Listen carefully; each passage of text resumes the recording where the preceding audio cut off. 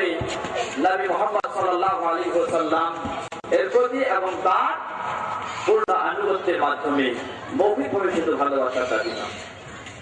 তাই আল্লাহ বলছেন, আপনি বলে দিন, যদি তোমরা আল্লাহর সাথে ভালোবাসা স্থাপন করতে চাও, ফাত্তাবিউনি, তোমাদের একমাত্র আমার ওই অনুসরণ করতে হবে, বিকল্প কোনো পথ নেই। আর যখন এই তোমরা সত্যিকারী হবে, মৌখিক ভাবে, আন্তরিক ভাবে, আকীদা বিশ্বাসে, আমল আখলাকে, ইবাদত বন্দেগীতে সকল দিক থেকে আমাকে তোমরা অনুসরণ করবে, ইউহিব্বুকুমুল্লাহ, তাহলে এর বিনিময় হলো স্বয়ং আল্লাহ রাব্বুল আলামিন সুবহানাহু ওয়া তাআলা, তিনি তোমাদেরকে ভালোবাসবেন। বলুন সুবহানাল্লাহ।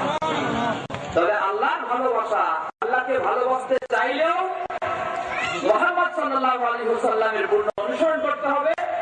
আবার আল্লাহ আমাকে ভালোবাসবেন এটা চাইলেও মুহাম্মদ সাল্লাল্লাহু আলাইহি ওয়াসাল্লামকে পূর্ণ অনুসরণ করতে হবে, এর বিকল্প কোনো পথ নেই। আর যখন এই আল্লাহকে ভালোবাসা যাবে এবং আল্লাহর ভালোবাসা পাওয়া যাবে, আল্লাহ রাব্বুল আলামিন আরেক সুসংবাদ দিচ্ছেন, ইয়াগফিরু লাকুম যুনুবাকুম, মহান আল্লাহ রাব্বুল আলামিন তোমাদের অপরাধগুলোকে ক্ষমা করে দিবেন। সুতরাং এই আয়াত প্রতিটি মুমিন মুসলিমকে, তিনি যেই সমাজের হন না কেন, যেই দলের হন না কেন, যেই যুগের হন না কেন, যেই দেশের হন না কেন, কিয়ামত পর্যন্ত পৃথিবীর সর্বত্র সকল সর্বসময়ে সকল মুমিন মুসলিমের একান্ত কর্তব্য হলো, যদি তারা আল্লাহ সুবহানাহু ওয়া তাআলাকে ভালোবাসতে চায় এবং আল্লাহর ভালোবাসা পেতে চায়, তাহলে একটি পথ, সেটি হলো নবী মুহাম্মদ সাল্লাল্লাহু আলাইহি ওয়াসাল্লামকে অনুসরণ করতে হবে। শুধু এটি নয়, বরং কেউ যদি দাবি করতে চায় আমি ঈমানদার, নিজের ঈমানকে যদি ঠিক রাখতে চায়, তাহলে তাকেও সব কিছু দল মত চিন্তা তরিকা বর্জন করে একমাত্র নবী মুহাম্মদ সাল্লাল্লাহু আলাইহি ওয়াসাল্লামের দলকে, নবী মুহাম্মদ সাল্লাল্লাহু আলাইহি ওয়াসাল্লামের চিন্তাকে, নবী মুহাম্মদ সাল্লাল্লাহু আলাইহি ওয়াসাল্লামের তরিকাকে, নবী মুহাম্মদ সাল্লাল্লাহু আলাইহি ওয়াসাল্লামের আকীদাকে, নবী মুহাম্মদ সাল্লাল্লাহু আলাইহি ওয়াসাল্লামের আমলকে, নবী মুহাম্মদ সাল্লাল্লাহু আলাইহি ওয়াসাল্লামের আখলাককে তাকে গ্রহণ করে নিতে হবে এবং এর মাধ্যমে নিজের সকল সমস্যার সমাধান নিয়ে আসতে হবে।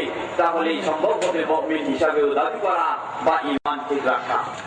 আল্লাহ রাব্বুল আলামিন কত সুন্দরভাবে সূরা নিসা 65 নম্বর আয়াতে বলছেন, ফালা রাব্বিকা লা ইউমিনুন হাত্তা ইউহাক্কিমুকা ফীমা শাজারা বাইনাহুম সুম্মা লা ইয়াজিদু ফী আনফুসিহিম হারাজাম মিম্মা কাদাইত ওয়া ইউসাল্লিমু তাসলিমা।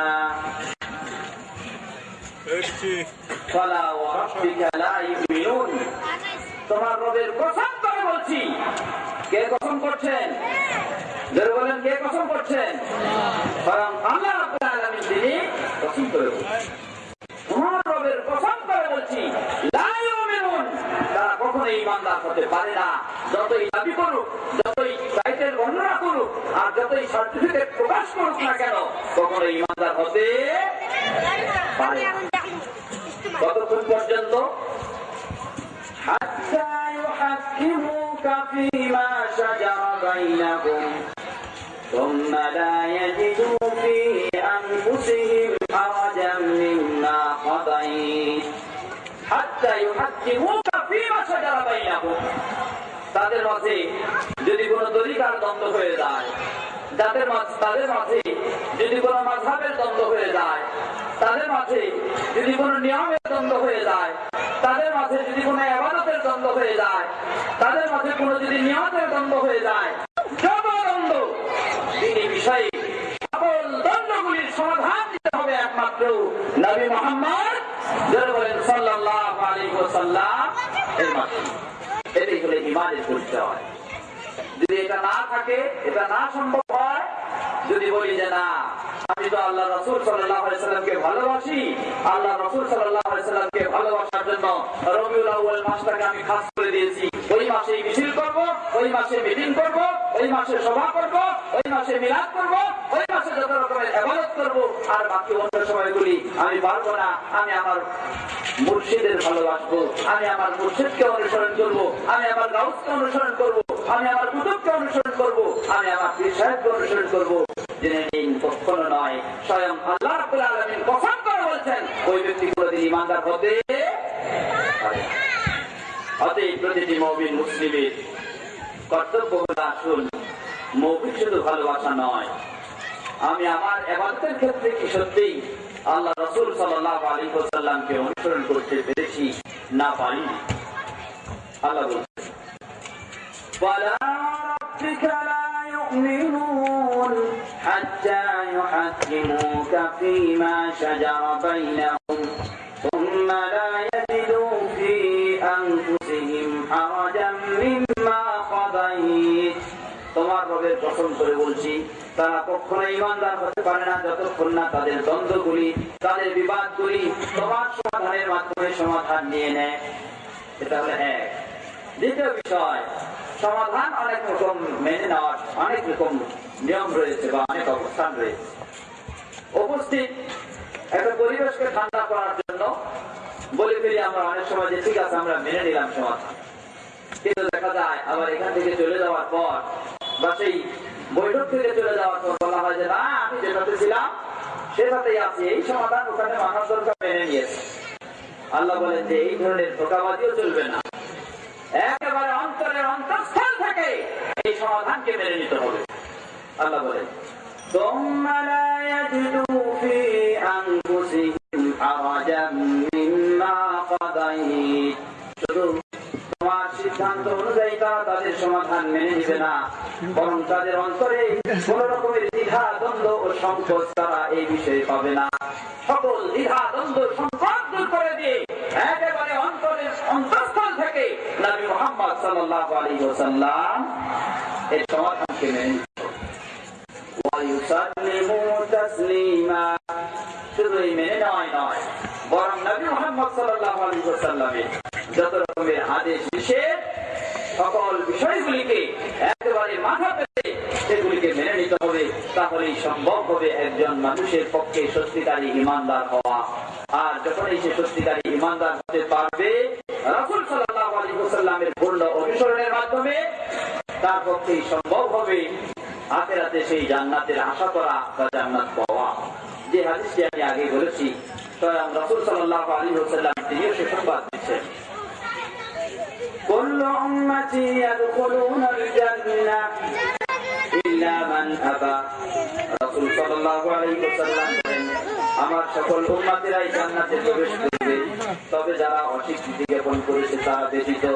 জিজ্ঞাসা করলেন, কারা আবার অস্বীকৃতি জ্ঞাপন করেছে? কিভাবে অস্বীকৃতি জ্ঞাপন করা হয়? তিনি জবাবে বলে দিলেন, মান আতাআনি দাখালাল জান্নাহ।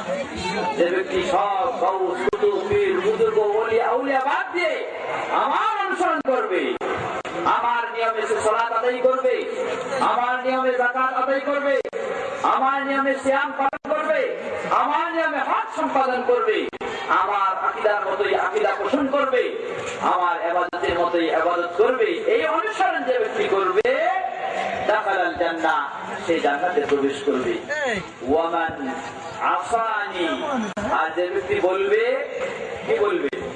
যদি বলা হয় যে ভাই সহিহুল বুখারীর হাদিস, আল্লাহ রাসূল সাল্লাল্লাহু আলাইহি সাল্লাম এই ইবাদতগুলি এভাবে পালন করেছেন, তখন যদি এই জবাব চলে আসে যে না, থাকতে পারে এটা সহিহ বুখারীতে, কিন্তু এটা আমাদের মুর্শিদ বলেন নাই, আমাদের পীর সাহেব বলেন নাই, আমাদের তরিকায় নাই, আমাদের মাযহাবে নাই, আমাদের দলে নাই, তাই এটা মানতে পারছি না, এই জবাব যদি এসে যায়, তাহলে জেনে নিতে হবে রাসূল সাল্লাল্লাহু আলাইহি ওয়াসাল্লামের সে অনুসরণ করেননি, বরং তিনি রাসূল সাল্লাল্লাহু আলাইহি ওয়াসাল্লাম এর অনুসরণে অস্বীকৃতি জ্ঞাপন করেছেন।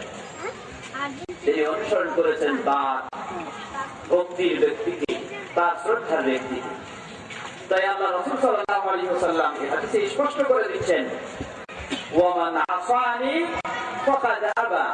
আর যে ব্যক্তি আমার অবাধ্য হবে তার কাছে আমার বিষয়গুলি বিশুদ্ধ সনদে বিশুদ্ধ সূত্রে পৌঁছার পরেও যদি সে এগুলিকে অস্বীকৃতি জ্ঞাপন করে, এগুলি অবাধ্য হয়ে থাকে, তথা খাবা আসলে সেই হলো প্রকৃতপক্ষে অস্বীকৃতি জ্ঞাপনকারী। সে কখনো তার পক্ষে জান্নাতে যাওয়া সম্ভব হবে না, কারণ সে ব্যক্তি ঈমানদারই হতে পারে। অতএব প্রিয় ভাইরা আমার, আমি আমার এই সংক্ষিপ্ত আলোচনায় এই কথাটুকু শুধু বলতে চাই, আসুন রবিউল আউয়াল আসলে ভালোবাসার দোহাই দিয়ে আর আশিকি গান গেয়ে কখনো আল্লাহ রাসূল সাল্লাল্লাহু আলাইহি ওয়াসাল্লামের সত্যিকারী অনুসারী হওয়া সম্ভব নয়। তার আকীদা বিশ্বাসে, তার আমল আখলাকে, তার ইবাদত বন্দেগীতে অনুসরণ করবে, সে ব্যক্তির পক্ষেই সম্ভব হবে আল্লাহ রাসূল সাল্লাল্লাহু আলাইহি ওয়াসাল্লামের সুসংবাদ অনুযায়ী জান্নাতে যাওয়া এবং আল্লাহ রাব্বুল আলামিনের কথা অনুযায়ী ঈমানদার হওয়া এবং রাসূল সাল্লাল্লাহু আলাইহি ওয়াসাল্লামের অনুসরণের মাধ্যমে জান্নাতে যাওয়া। আসুন আমরা সকলেই সেই পথে অগ্রসর হই। মাদ্রাসা দারুস সুন্নাহ যে শিক্ষা দেওয়া হয়, এই শিক্ষা অন্য কোনো শিক্ষা নয়। এই শিক্ষাই হলো আল্লাহ রাসূল সাল্লাল্লাহু আলাইহি ওয়াসাল্লাম এর সত্যিকারী অনুসরণের শিক্ষা। কোরআন ও সহিহ হাদিসের আলোকে আমাদের যে আহ্বান, সে আহ্বানই হলো কোরআন ও সহিহ হাদিসের আলোকে আসুন আমরা ইসলাম মেনে চলার চেষ্টা করি, আমরা ইসলামের প্রতি অগ্রগামী হই। তাহলে ইনশাআল্লাহ সত্যিকারী ভাবে আমরা ইহকাল ও পরকাল অবশ্যই কল্যাণ লাভ করতে পারবো। আল্লাহ রাব্বুল আলামিন আমাদের সকলকে রাসূল সাল্লাল্লাহু আলাইহি ওয়াসাল্লাম এর পূর্ণ অনুসরণের মাধ্যমে, সত্যিকারী ভাবে অনুসরণের মাধ্যমে ইসলাম পালন করে আমরা যদি ইহকাল ও পরকালে কল্যাণ লাভ করতে পারি, আল্লাহ আমাদের সবাইকে সে তৌফিক দান করুন। বলুন আল্লাহুম্মা আমিন।